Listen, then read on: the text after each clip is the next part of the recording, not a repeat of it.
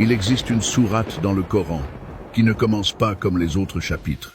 Pas de Bismillah, pas de miséricorde, pas de douceur. Les mots « Au nom d'Allah, le tout miséricordieux, le très miséricordieux » sont absents. Les érudits ont marqué une pause. Les compagnons ont tremblé. Même les scribes ont hésité avant de l'écrire. Pourquoi le Coran, un livre qui ouvre les portes de la miséricorde, du pardon et de l'espoir? Commencerait-il ce chapitre en silence? Était-ce un avertissement, une déclaration divine, ou une ligne tracée entre la miséricorde et le jugement? Ce soir, nous dévoilons l'un des mystères les plus méconnus du Coran. Ce n'est pas une coïncidence, ce n'est pas une omission, c'est une intention divine. Voici l'histoire de la sourate At-Tawbah et pourquoi elle commence sans Bismillah. Avant de continuer, aimez la vidéo et abonnez-vous. Votre soutien aide à éclairer davantage de cœurs. Maintenant, continuons. Dès les premiers instants où la sourate At-Tawbah a été récitée, quelque chose semblait différent. Non pas à cause de ce qui était dit, mais à cause de ce qui n'était pas dit. Il n'y avait pas d'introduction en douceur, pas de refuge familier, pas de « au nom d'Allah », le tout miséricordieux, le très miséricordieux. Les compagnons l'ont immédiatement remarqué. Ces hommes et ces femmes avaient mémorisé le Coran non seulement avec leur langue, mais aussi avec leur cœur. Ils en connaissaient le rythme, ils en connaissaient le souffle. Ils savaient que la révélation n'entrait jamais dans un espace sans signification. Et lorsque cette sourate est descendue sans Bismillah, ils ont marqué une pause. Les scribes ont hésité. Les plumes ont plané au-dessus du parchemin. Il manquait quelque chose, mais ce n'était pas une erreur. Ce silence était délibéré. Toutes les autres sourates commencent par une annonce de miséricorde. Même les avertissements sont enveloppés de compassion. Même les réprimandes arrivent avec une porte laissée ouverte. Mais la sourate At-Tawbah arrive différemment. Elle n'invite pas, elle confronte, elle n'adoucit pas le terrain. Elle expose ce qui était caché en dessous. Les compagnons se demandèrent à voix basse. Pourquoi ici? Pourquoi maintenant? Pourquoi sans mentionner la miséricorde dès le début? Et la réponse ne fut pas précipitée, car le silence divin n'est pas vide. Il est lourd, il a du poids. Quand Allah retient un mot, ce n'est pas une absence, c'est un message. Cette sourate a été révélée après des années de patience, après que les traités aient été rompus à maintes reprises, après que les promesses aient été violées, après que la miséricorde ait été offerte ouvertement, à plusieurs reprises, publiquement. L'absence de Bismillah n'était pas la suppression de la miséricorde d'Allah, mais l'annonce que la miséricorde avait déjà été accordée et rejetée. C'est pourquoi le verset d'ouverture ne commence pas en douceur, il commence avec clarté. Bara'atun minallahi wa rasulihi ila alladhina ahadtum minal mushrikin. Ceci est une déclaration de dissociation d'Allah et de son messager, sallallahu alayhi wa sallam, envers ceux avec qui vous avez conclu des traités parmi les polythéistes. Surat At-Tawbah, 9 contre 1. Ce ne sont pas des mots de colère, ce sont des mots de finalité. Ils tracent une ligne entre la miséricorde qui a été offerte et la trahison qui a été choisie, entre la paix qui a été protégée et la trahison qui a été répétée. Le silence qui précède ce verset prépare le cœur. Ce n'est pas une sourate d'invitation, c'est une sourate de dénonciation. Même les scribes de la révélation étaient prudents. Certains compagnons croyaient que la sourate At-Tawbah et la sourate Al-Anfal formaient un message continu. Toutes deux traitaient du conflit, de l'alliance et des conséquences. Mais le prophète sallallahu alayhi wa sallam ne leur a pas demandé d'écrire Bismillah entre les deux. Et ainsi, le Coran a préservé cette pause, inchangée, incontestée, protégée jusqu'à aujourd'hui. Car la révélation ne se plie pas au confort. L'absence de Bismillah nous enseigne quelque chose de profond. La miséricorde n'est pas une faiblesse, et la justice n'est pas une cruauté. Quand Allah supprime l'annonce de la miséricorde, ce n'est pas parce qu'il n'est plus miséricordieux, mais parce que l'auditeur a déjà bénéficié de la miséricorde et s'en est détourné. Ce silence enseigne l'adab, il enseigne la responsabilité. Il enseigne que le Coran n'est pas un livre qui flatte la trahison ou embellit l'hypocrisie. Et pourtant, malgré cette sévérité, la sourate s'intitule At-Tawbah. le repentir. Car même ici, dans le silence le plus lourd du Coran, la porte n'est pas fermée à clé. Elle n'est tout simplement plus présentée avec douceur. Celui qui entre maintenant doit entrer honnêtement. Ce n'est pas le silence de l'abandon. C'est le silence avant la responsabilité. Et dans le Coran, ce silence parle plus fort que les mots. Avant de nous demander pourquoi Bismillah est absent, nous devons comprendre ce qu'il est vraiment. Car Bismillah n'est pas une décoration. Ce n'est pas une phrase rituelle. Ce n'est pas une habitude au début de la récitation. C'est une atmosphère divine. Quand Allah dit « Bismillahirrahmanirrahim » au nom d'Allah, le tout miséricordieux, le très miséricordieux, il ne fait pas que commencer un chapitre. Il ouvre un espace de sécurité. Ces mots disent au cœur « Tu peux entrer sans crainte ». Ils disent à l'âme. Ce message est enveloppé de miséricorde. Ils disent à l'auditeur « Peu importe ce que tu as fait, la porte est ouverte ». C'est pourquoi presque toutes les sourates du Coran commencent ainsi. Même les avertissements sont accompagnés de paroles rassurantes. Même le jugement est accompagné d'espoir. Même lorsqu'Allah corrige, il le fait en tant que Seigneur qui souhaite le retour, et non la destruction. Les noms Ar-Rahman et Ar-Rahim ne sont pas interchangeables. Il ne s'agit pas d'une répétition poétique. Ar-Rahman est la miséricorde qui inonde toute la création. Croyants et mécréants, obéissants et rebelles, humains et animaux, visibles et invisibles. C'est la miséricorde qui permet au soleil de se lever sur les pécheurs. C'est la miséricorde qui nourrit ceux qui le régnent. C'est la miséricorde qui retarde le châtiment et prolonge le délai. Ar-Rahim est différent. C'est une miséricorde réservée, une miséricorde qui répond, une miséricorde qui embrasse celui qui se repent. Ensemble, ces noms forment le cœur de la relation d'Allah avec ses serviteurs. Ils disent « Je suis puissant, mais je ne suis pas sévère. Je suis juste, mais je ne suis pas distant. Je suis le roi, mais je vous invite à revenir. » Ainsi, lorsque Bismillah apparaît, il donne le ton. Il indique au lecteur comment écouter. Il présente la révélation non pas comme une menace, mais comme une guidance. Et c'est pourquoi son absence est si frappante. Supprimer Bismillah ne signifie pas que la miséricorde a disparu. Cela signifie que la miséricorde s'est déjà exprimée. Cela signifie que l'invitation a été lancée et refusée. Cela signifie que l'assurance a été offerte et trahie. Cela signifie que la sécurité a été accordée et violée. La sourate At-Tawbah n'est pas un message destiné à ceux qui n'ont jamais entendu parler de la miséricorde. C'est un message destiné à ceux qui ont utilisé la miséricorde comme couverture, qui se sont cachés derrière des traités tout en complotant le mal, qui ont souri en paix tout en préparant la trahison. Dans un tel moment, Bismillah adoucirait ce qui doit maintenant être clarifié. Allah ne commence pas cette sourate par un langage d'invitation, car il ne s'agit plus d'une introduction, il s'agit d'une confrontation avec la réalité. Les noms de la miséricorde ne sont pas effacés, ils sont retenus au seuil, car l'auditoire l'a déjà franchi en toute connaissance de cause. Cela enseigne une vérité spirituelle profonde. La miséricorde dans l'islam n'est pas une tolérance inconditionnelle. La miséricorde a sa sagesse. La miséricorde a son moment. La miséricorde a ses limites lorsque l'injustice devient délibérée. Même les parents agissent ainsi. Ils parlent doucement jusqu'à ce que la douceur devienne une permission de nuire. Alors leur ton change, non par haine, mais par responsabilité. La miséricorde d'Allah est infiniment plus grande que la nôtre, mais elle n'est jamais naïve. Le Coran nous enseigne que Bismillah est un cadeau. Ce n'est pas une obligation.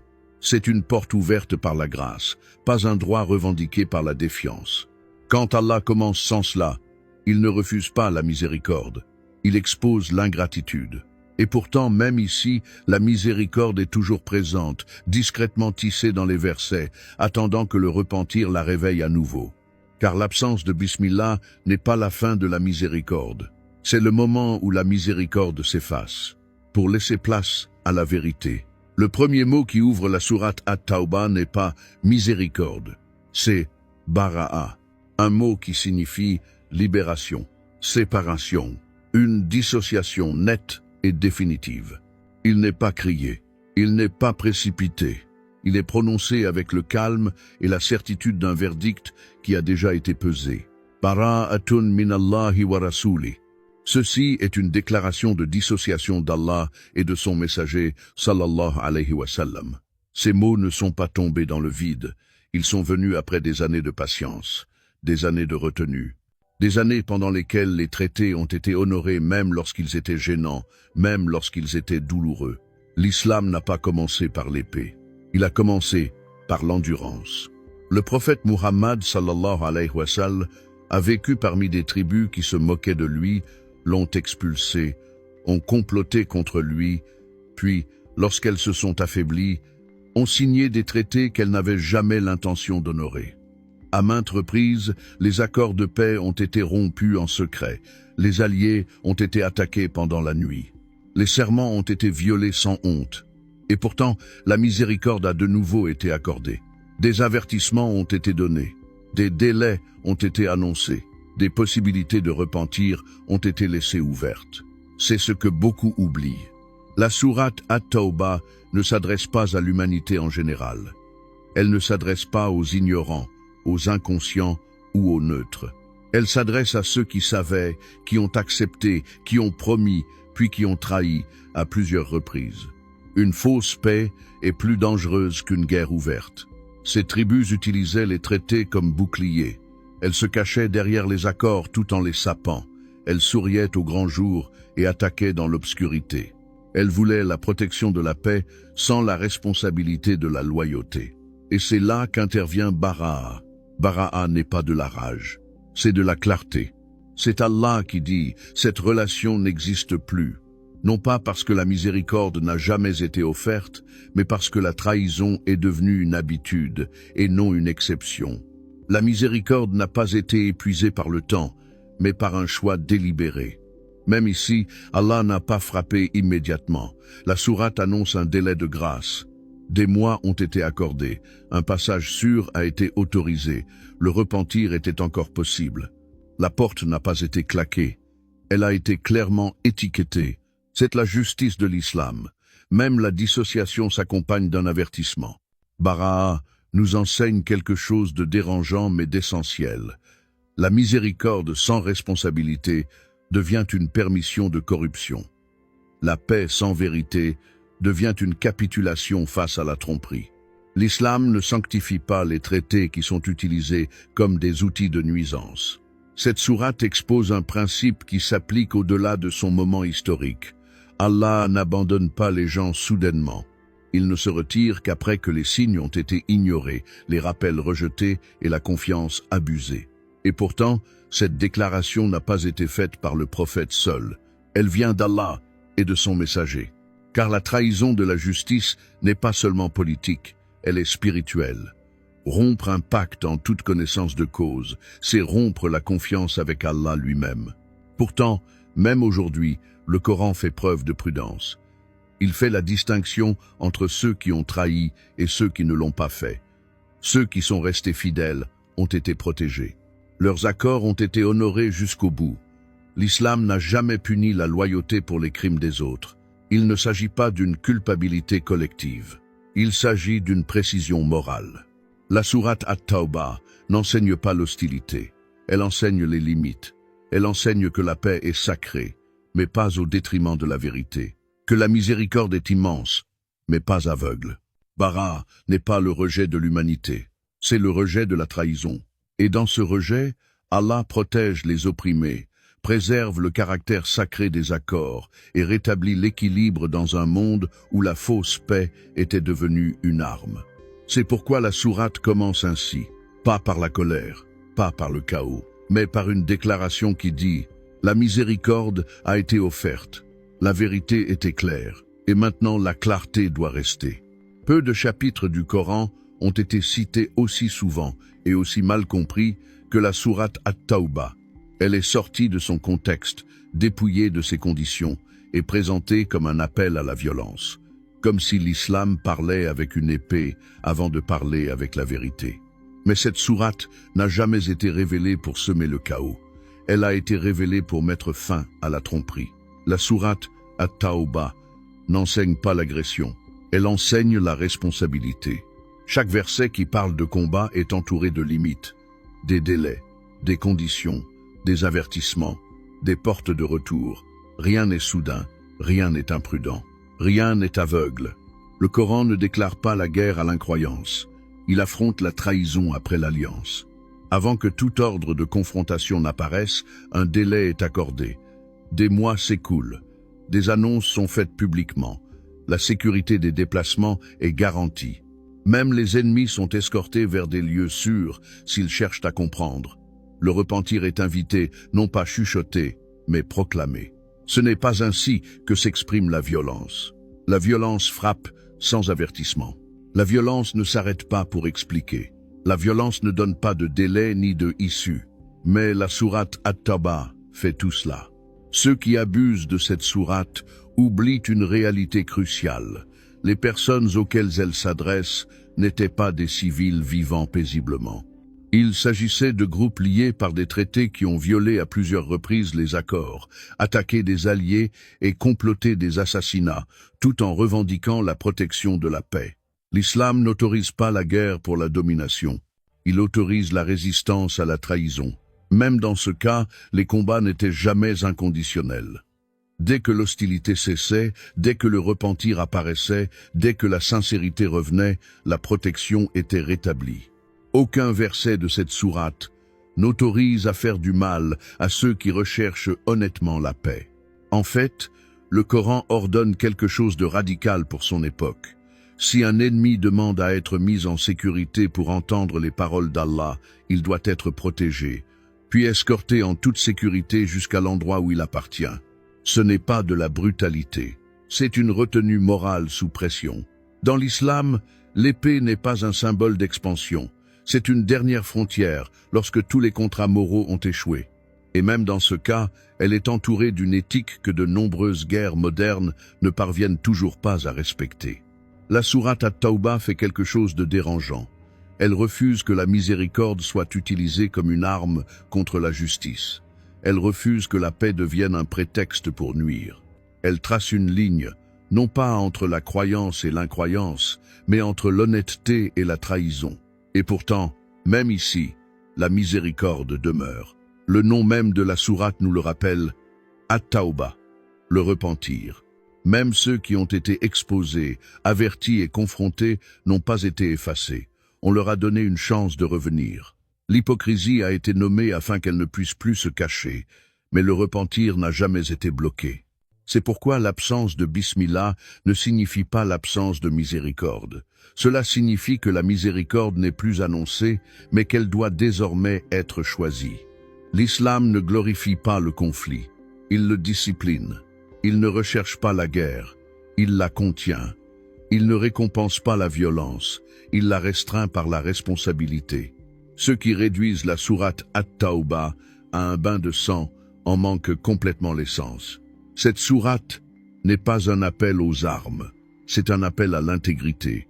Elle rappelle au monde que la miséricorde est sacrée, mais pas naïve, que la paix est sainte, mais pas creuse, et que lorsque la justice s'exprime enfin, elle ne le fait pas dans le chaos, mais dans la clarté. Entre l'épée et la miséricorde, l'islam a choisi la responsabilité. Et la sourate At-Tawbah est la preuve que même la confrontation, lorsqu'elle est guidée par la révélation, peut rester morale. Lorsque la révélation de la sourate At-Tawbah est venue, ce ne sont pas seulement les compagnons qui en ont ressenti le poids.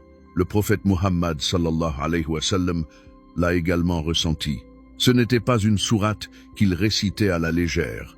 Ce n'était pas une sourate qu'il présentait avec douceur. Et ce n'était pas une sourate qu'il encadrait avec les mots familiers qui ouvraient habituellement les portes de la miséricorde divine. Lorsque les scribes se sont assis devant lui, parchemin et encre à la main, ils ont attendu ses instructions. Ils étaient habitués à une commande par-dessus toutes les autres. Écrivez « Bismillahir-Rahmanir-Rahim ». Mais, cette fois-ci, la commande n'est pas venue. Les plumes se sont arrêtées. Le silence a persisté. Et le prophète sallallahu alayhi wa sallam ne l'a pas dit. Ce n'était pas de l'oubli. Ce n'était pas de l'hésitation. C'était de l'obéissance. Car le messager d'Allah n'a pas façonné la révélation, il l'a reçue. Il n'en a pas adouci le ton, il l'a transmise telle qu'elle lui était venue. Si Bismillah n'était pas révélé ici, ce n'était pas à lui de l'ajouter. Certains compagnons ont expliqué plus tard que les sourates At-Tawbah et Al-Anfal avaient été révélées en étroite relation. Toutes deux traitaient de la lutte, de l'alliance, de la loyauté et de la trahison. Toutes deux exposaient la réalité derrière une paix factice. C'est pourquoi certains pensaient qu'il s'agissait d'un seul et même message continu. Pourtant, même ainsi, le prophète sallallahu alayhi wa sallam les a séparées sans insérer Bismillah entre elles. Pourquoi? Parce que la révélation elle-même s'est arrêtée là. Cette pause n'était pas une décision éditoriale humaine, c'était une frontière divine. Un signal indiquant que quelque chose avait changé, non pas dans la miséricorde d'Allah, mais dans la responsabilité de ceux à qui s'adressait le message. Le prophète sallallahu alayhi wa sallam comprenait cela mieux que quiconque. Il était le plus miséricordieux des hommes, celui qui avait pardonné à ses ennemis à la Mecque, celui qui a prié pour que ceux qui l'ont lapidé soient guidés, celui dont le cœur débordait de compassion, même pour ceux qui lui avaient fait du mal. Et pourtant, ici, il n'a pas ajouté un seul mot, car la miséricorde, lorsqu'elle est rejetée à plusieurs reprises, doit céder la place à la vérité. Et pourtant, le Coran lui-même témoigne du cœur du prophète, sallallahu alayhi wa sallam, dans cette sourate même. Vers la fin, Allah révèle des mots qui dissipent tout doute sur sa nature. لَقَدْ جَاءَكُمْ رَسُولٌ مِّنْ أَنفُسِكُمْ عَزِيزٌ عَلَيْهِ مَا عَنِتُّمْ حَرِيصٌ عَلَيْكُمْ بِالْمُؤْمِنِينَ رَءُوفٌ رَحِيمٌ. Il vous est certes venu un messager issu de vous-même. Ce que vous endurez, lui, est pénible. Il est soucieux à votre égard, et il est doux et miséricordieux envers les croyants. Sourate At-Tawbah 9, contre 128. Ces mots ont leur importance. Ils apparaissent dans la sourate même qui commence sans Bismillah. Pourquoi? Pour nous rappeler que l'absence de miséricorde au début n'est pas due à un manque de miséricorde de la part du messager, mais au fait que le message exigeait de la clarté. Le prophète sallallahu alayhi wa sallam est resté raouf et rahim, doux et miséricordieux, même lorsque la révélation s'est accompagnée de sévérité. Cela nous enseigne quelque chose de profond. La fermeté n'annule pas la compassion. La justice ne nie pas l'amour. Ce n'est pas le prophète qui a supprimé Bismillah, mais Allah. Et le prophète s'est soumis entièrement. Les compagnons ont préservé cela exactement tel quel, sans ajout, sans correction, sans tentative d'adoucir le Coran pour les générations futures. Car le Coran n'a pas pour but de réconforter le mensonge. Il a pour but de guider les cœurs désireux d'être sincères. L'absence de Bismillah n'était pas un manque de miséricorde. C'était une pause qui disait « La miséricorde vous a déjà été accordée. Répondez maintenant honnêtement. » Et le prophète sallallahu alayhi wa sallam, par son silence, a enseigné à la Ummah comment honorer la révélation, même lorsqu'elle est lourde. Parfois, l'acte de foi le plus puissant est de ne pas ajouter un mot. C'est de préserver la pause exactement telle qu'Allah l'a révélée. La miséricorde est souvent imaginée comme une douceur sans limite, comme une patience qui ne s'épuise jamais, comme un pardon qui passe tout sous silence. Mais le Coran enseigne quelque chose de plus profond. La miséricorde n'est pas l'absence de justice, et la miséricorde n'est pas la tolérance de la trahison. Parfois, la miséricorde prend du recul, non pas pour punir aveuglément, mais pour protéger ce qui est blessé. Quand Allah retire l'annonce de la miséricorde, ce n'est pas parce que sa miséricorde a disparu. C'est parce que la miséricorde, si elle n'est pas contrôlée, peut être exploitée par ceux qui n'ont aucune intention de revenir. La sourate At-Tawbah enseigne cette vérité avec clarté. Une fausse paix est dangereuse. Elle permet à l'oppression de se cacher derrière des sourires. Elle permet à l'injustice de se poursuivre tranquillement. Elle couvre l'hypocrisie tandis que les innocents en paient le prix. Lorsque la trahison devient systématique, la miséricorde qui reste silencieuse devient complice. Allah n'est pas complice de l'injustice. Le retrait de la miséricorde dans cette sourate n'est pas un abandon, c'est une intervention. Il protège les opprimés qui ont été attaqués sous le couvert de traité. Il démasque ceux qui prétendaient vouloir la paix tout en préparant le mal. Il arrache le masque de loyauté de ceux qui utilisaient la religion et les accords comme outils de tromperie. C'est pourquoi la justice divine est elle-même une forme de miséricorde. La justice rétablit l'équilibre. La justice met fin au cycle d'abus. La justice trace une ligne là où le chaos risquerait autrement de s'installer. La miséricorde d'Allah n'est pas une faiblesse. Elle ne permet pas au mal de se développer simplement pour paraître indulgente. Lorsque la miséricorde est sans cesse bafouée, la justice s'exprime, non par colère, mais par sagesse. Le Coran ne permet jamais à l'hypocrisie de régner indéfiniment. L'hypocrisie détruit les communautés de l'intérieur. Elle empoisonne la confiance, elle corrompt la foi. En la dénonçant, Allah protège les croyants sincères qui, sans cela, seraient écrasés entre des ennemis déclarés et des traîtres cachés. C'est une miséricorde pour le plus grand nombre, même si elle peut sembler lourde pour quelques-uns. La sourate At-Tawbah révèle quelque chose que beaucoup ont du mal à accepter. La miséricorde a un cadre moral. Elle n'est pas une tolérance sans fin du mal. C'est une guidance qui invite au retour. Et lorsque le retour est rejeté, la miséricorde change de forme. Le scalpel d'un chirurgien fait mal, mais il sauve des vies. La fermeté d'un parent peut sembler dure, mais elle empêche la ruine. De la même manière, la justice divine élimine la corruption afin que la foi puisse à nouveau respirer. Et pourtant, le repentir reste possible. C'est là le paradoxe de la sourate. Même si la miséricorde retire son annonce, elle continue d'opérer sous la surface. Ceux qui se repentent sincèrement sont acceptés. Ceux qui abandonnent l'hypocrisie sont pardonnés. Ceux qui reviennent honnêtement sont accueillis à bras ouverts. La miséricorde n'a pas disparu. Elle est devenue conditionnelle à la vérité. Ce n'est pas de la cruauté, c'est de la clarté morale. L'islam n'enseigne pas le pardon aveugle qui favorise le mal. Il enseigne une miséricorde fondée sur des principes qui rétablissent l'équilibre. La justice d'Allah ne contredit pas sa compassion, elle la protège. Sans justice, la miséricorde perdrait tout son sens. Sans limite, le pardon deviendrait une permission de nuire. La sourate At-Tawbah nous enseigne que parfois, la chose la plus miséricordieuse qu'Allah puisse faire est de dire « assez, assez de tromperie, assez de trahison ». Assez de fausse paix. Et dans cette fermeté, les sincères sont protégés, les opprimés sont défendus, et la porte du repentir reste ouverte, attendant tranquillement ceux qui sont assez courageux pour la franchir. C'est cela la miséricorde, affinée par la sagesse. Même après les avertissements, même après la révélation, même après que la ligne ait été tracée, la porte n'a pas été fermée. C'est là le miracle silencieux de la sourate At-Tawbah. Malgré sa fermeté, malgré son poids, malgré sa clarté sans compromis, Allah a nommé ce chapitre At-Tawbah, le repentir. Pas la punition, pas la destruction, pas la colère, mais le retour. Cela seul nous dit tout. Si Allah avait voulu que cette sourate mette fin à la miséricorde, il ne l'aurait pas nommée d'après l'acte même qu'il a rétabli.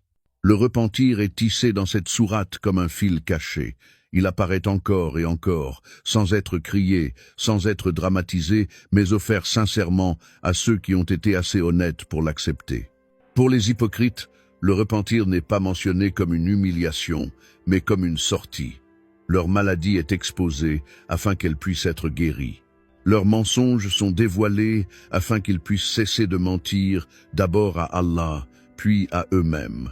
Pour les croyants, le repentir n'est pas une trahison, mais une faiblesse. Ceux qui ont hésité, ceux qui sont restés en arrière, ceux dont la foi a vacillé sous l'effet de la peur ou du confort, même eux ne sont pas mis de côté. Ils sont corrigés, purifiés et ramenés. Et même pour les anciens ennemis, la porte reste ouverte. Le Coran le dit clairement, si l'hostilité cesse, si le repentir est sincère, si les cœurs changent, la protection revient. Le passé ne définit pas l'avenir lorsque le Tawbah est réel. Ce qui importe, ce n'est pas où quelqu'un se trouvait hier, mais où il se trouve une fois que la vérité est claire.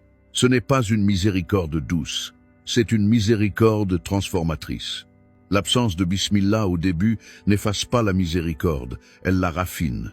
Elle élimine les fausses assurances et ne laisse que la sincérité. Elle dit à l'auditeur, « Ne vous fiez pas aux phrases, ne vous cachez pas derrière des symboles, ne présumez pas de la sécurité sans responsabilité. » Le repentir ici n'est pas un regret émotionnel, c'est un retour décisif, un réalignement moral, une volonté d'abandonner l'hypocrisie, l'orgueil et la fausse paix. C'est pourquoi la tauba dans cette sourate est puissante. Elle n'est pas bon marché, elle n'est pas automatique, elle n'est pas performative. Elle est coûteuse, car elle exige la vérité. Et Allah aime ce genre de repentir. Le Coran ne fait pas honte à ceux qui reviennent. Il les honore. Il enregistre leur repentance. Il transforme leur échec en témoignage. Même ceux qui ont été retardés, isolés et corrigés publiquement sont finalement acceptés, non pas parce qu'ils étaient parfaits, mais parce qu'ils étaient honnêtes. C'est l'équilibre de l'islam. La justice s'exprime clairement. La miséricorde attend patiemment, et le repentir fait le pont entre les deux. La sourate At-Tawbah nous enseigne que, quelle que soit la sévérité du message, Allah ne ferme jamais la porte de son côté. La seule chose qui détermine l'accès est la volonté du cœur de changer. Cette sourate n'a pas pour but d'éloigner les gens. Elle vise à dissiper les illusions afin que le retour devienne réel. Car la miséricorde qui suit la vérité est plus forte que la miséricorde qui l'ignore. Et le repentir qui vient après la clarté est plus profond que le repentir né de la peur. At-Tawbah est la preuve que même dans les chapitres les plus lourds du Coran, Allah murmure encore à l'âme. Reviens, la porte est toujours ouverte, mais viens honnêtement. Ce n'est pas la fin de la miséricorde, c'est la miséricorde à son apogée. Lorsque la sourate At-Tawbah arrive à sa fin, elle ne laisse pas le cœur trembler de peur, elle le laisse éveiller. Cette sourate n'a jamais eu pour but d'effrayer les croyants. Elle avait pour but de les éclairer, de dissiper la confusion, de séparer la sincérité de l'apparence, d'enseigner que la foi n'est pas seulement ce que nous disons lorsque les choses sont faciles, mais ce que nous défendons lorsque la vérité devient coûteuse. La sourate At-Tawbah nous enseigne que la force et la miséricorde ne sont pas opposées. Elles sont partenaires lorsqu'elles sont guidées par la sagesse. Allah est infiniment miséricordieux, mais il n'est pas négligent. Il est indulgent mais jamais naïf. Il est patient mais jamais absent. Et quand Allah trace une ligne, ce n'est pas pour exclure la bonté, mais pour la protéger. C'est la dernière leçon de la sourate. La miséricorde sans limite devient une permission de nuire. Le pardon sans vérité devient un voile pour l'injustice. La paix sans intégrité devient une capitulation face à la corruption. Allah ne permet pas cela. Le Coran enseigne aux croyants à être fermes sans cruauté, à être miséricordieux sans faiblesse, et à pardonner sans se laisser détruire, eux-mêmes ou les autres, par des trahisons répétées. La sourate At-Tawbah ne nous enseigne pas à rechercher des ennemis. Elle nous enseigne à rechercher la vérité. Elle ne glorifie pas la confrontation. Elle la discipline. Elle n'endurcit pas le cœur. Elle renforce la colonne vertébrale. Cette sourate appelle les croyants au courage moral, à honorer leurs engagements même lorsque les autres les rompent, à défendre la justice même lorsque la paix est inconfortable, à défendre la foi même lorsque l'hypocrisie est populaire. Et peut être plus important encore, elle enseigne qu'Allah voit au-delà des apparences. Il sait ce qui se cache derrière les sourires, les slogans et les déclarations de loyauté. Rien n'échappe à sa connaissance. Aucune fausse paix ne perdure sous son regard. Pourtant, la sourate ne se termine pas dans l'isolement ou le désespoir. Elle se termine en nous rappelant le messager sallallahu alayhi wa sallam, sa compassion, son attention, sa douceur envers les croyants. Elle nous rappelle que la fermeté dans la révélation ne contredit pas la tendresse dans le caractère. Cet équilibre est la sunna. Un croyant qui tire les leçons de la sourate At-Tawbah ne devient pas dur. Il devient clair. Il ne devient pas agressif. Il devient intègre. Il n'abandonne pas la miséricorde. Il la protège en refusant de la laisser être abusée. Allah est Al-Hakim, le tout sage. Il sait quand la miséricorde guérit et quand la fermeté protège. Allah est Al-Adl, le parfaitement juste. Il ne fait de tort à personne et ne permet pas que l'injustice règne indéfiniment. La sourate At-Tawbah nous enseigne que tracer des limites est parfois un acte de miséricorde pour les communautés, pour la foi et pour l'âme elle-même. Toutes les portes ne sont pas fermées, mais tous les chemins ne restent pas ouverts éternellement. Cette sourate ne nous laisse pas dans la peur, mais dans la responsabilité. pas dans le désespoir, mais dans la clarté. Elle nous dit que la foi n'est ni une douceur aveugle, ni une sévérité impitoyable, mais une obéissance consciente, guidée par la sagesse. Et dans un monde confus entre miséricorde et force, la sourate At-Tawbah nous rappelle une dernière fois. La miséricorde d'Allah est immense. La justice d'Allah est précise. Et lorsqu'il trace la ligne, c'est toujours au bon endroit.